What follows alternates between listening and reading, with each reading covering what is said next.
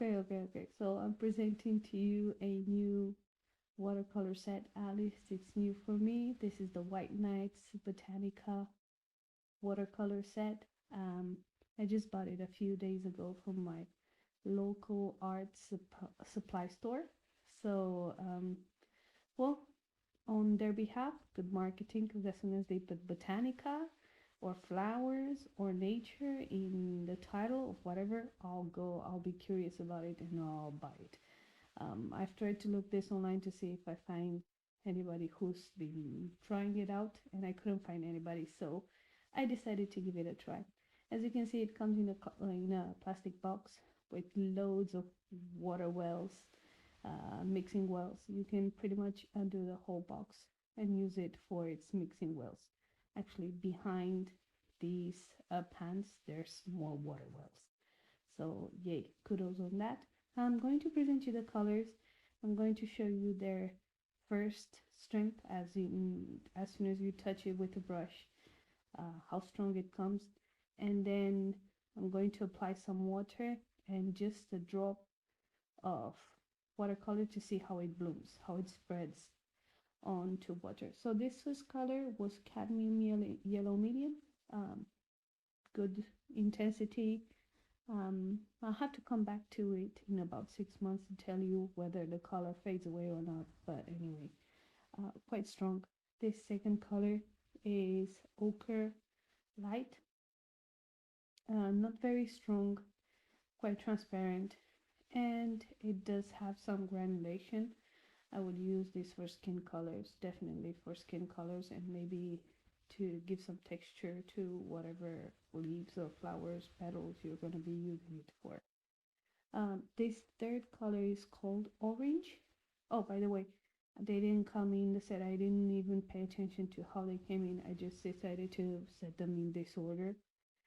And I must tell you that this is one color I haven't used before. A bit weird.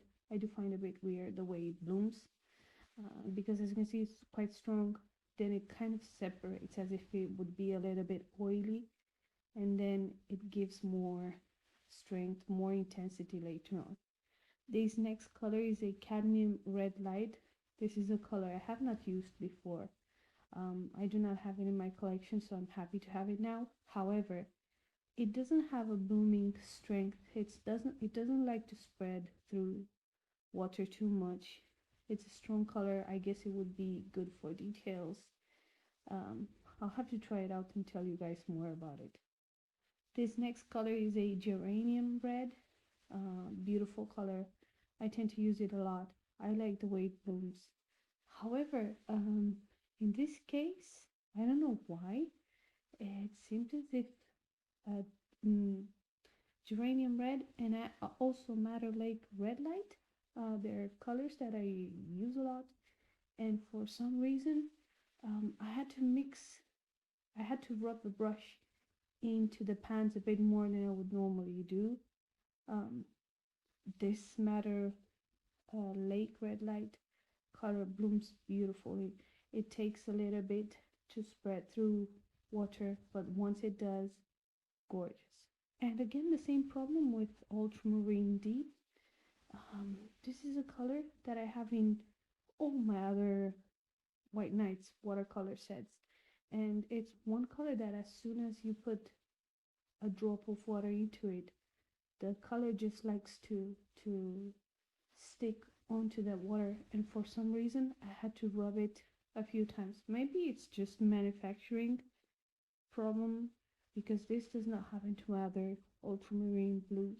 So also the same thing, a bit weird when it comes to blooming, but apart from that, good blue all over. Quinacridone violet. I think I do have it in one of my other sets. Beautiful color. I don't use it much, but I guess if I would have to use it, I would use it for skin tones, for shading, and maybe when mixing it with some yellow or with some green, I would get some beautiful grays and browns. Bright blue. This is one color that I haven't had before. Um, Quite surprising. I like the way it blooms. I like the way it spreads onto paper, and I'm excited to use it so I can tell you guys more about it. However, I have no idea what I'm going to use it for.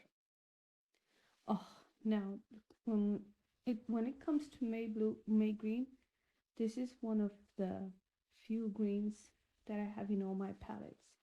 Just because I love this color and there's no way I can get it by mixing yellows and blues. At least I have not um, done it so far. Um, I just like it. I don't use it very much, but it's such a beautiful green in my opinion. So electric and fake. Anyway, moving on to emerald green. This is a beautiful color. However, I don't use it very much.